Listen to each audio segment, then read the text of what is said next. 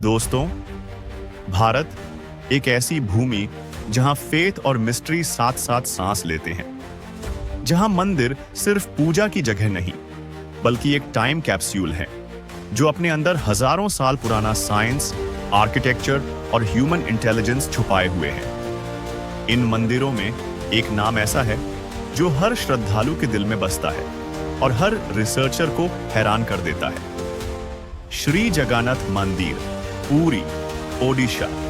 यह सिर्फ भगवान जगन्नाथ का घर नहीं बल्कि सेंचुरी से साइंस और हिस्ट्री के लिए एक अनसुलझी पहेली है।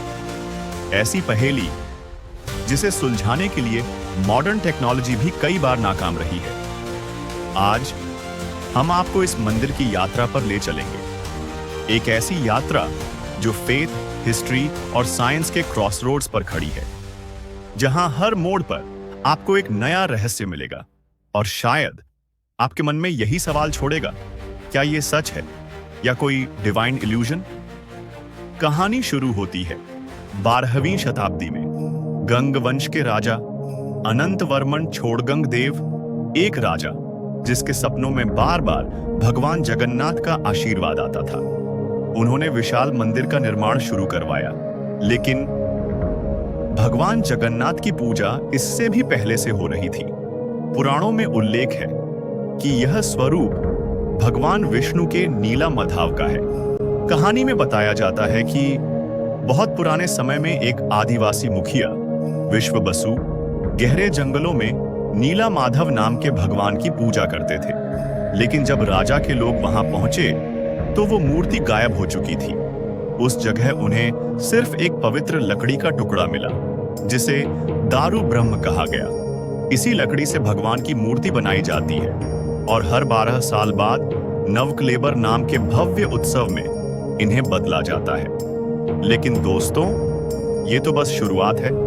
मंदिर की असली कहानी इसके रहस्यों में छुपी है। साइंस का एक सिंपल रूल है, दिन में हवा समुद्र से लैंड की ओर बहती है, रात में लैंड से समुद्र की ओर। लेकिन श्री जगन्नाथ मंदिर का ध्वज हमेशा हवा की दिशा के उलट लहराता है। दिन हो या रात, मौसम हो कोई भी, यह नियम हमेशा लागू रहता है।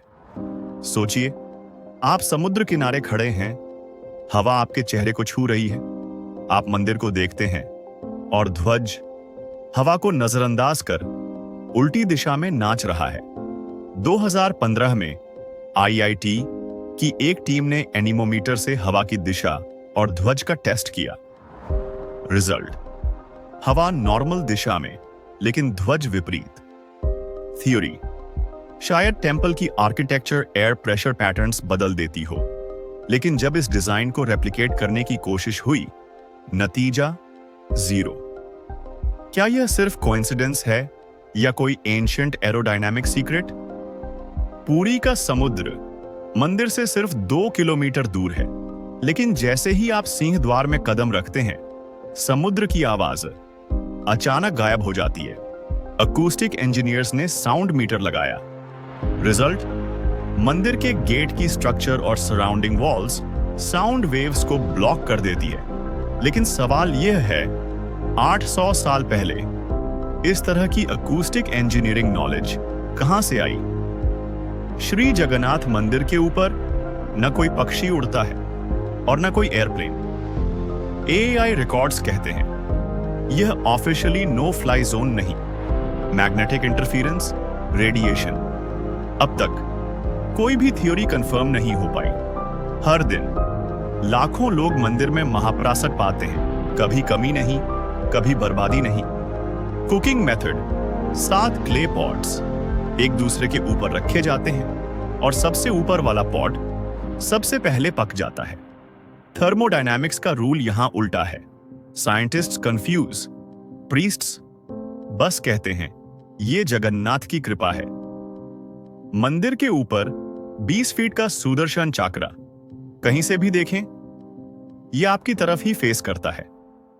मॉडर्न ऑप्टिकल इंजीनियर्स कहते हैं यह इल्यूजन है, लेकिन एंशिएंट डिजाइन टेक्निक को डुप्लीकेट करना आज भी मुश्किल है। 87 से अब तक IIT, ASI और कई विदेशी यूनिवर्सिटीज ने स्टडी किया, लेकिन कोई भी थ्योरी पूरी तरह सेटिस्फाई नहीं करती। हर एक्सप्लेनेशन के साथ एक नया सवाल उठ जाता है। 800 साल पहले यह नॉलेज कैसे पॉसिबल थी? श्री जगन्नाथ मंदिर सिर्फ फेथ का सिंबल नहीं, यह हमारी एंशिएंट इंजीनियरिंग और अद्भुत आर्किटेक्चर का प्रमाण है। साइंस जवाब ढूंढ रही है, लेकिन शायद कुछ बातें सिर्फ विश्वास से ही पूरी होती हैं। और शायद यही इस मंदिर की असली शक्ति है। Indian mystery 9।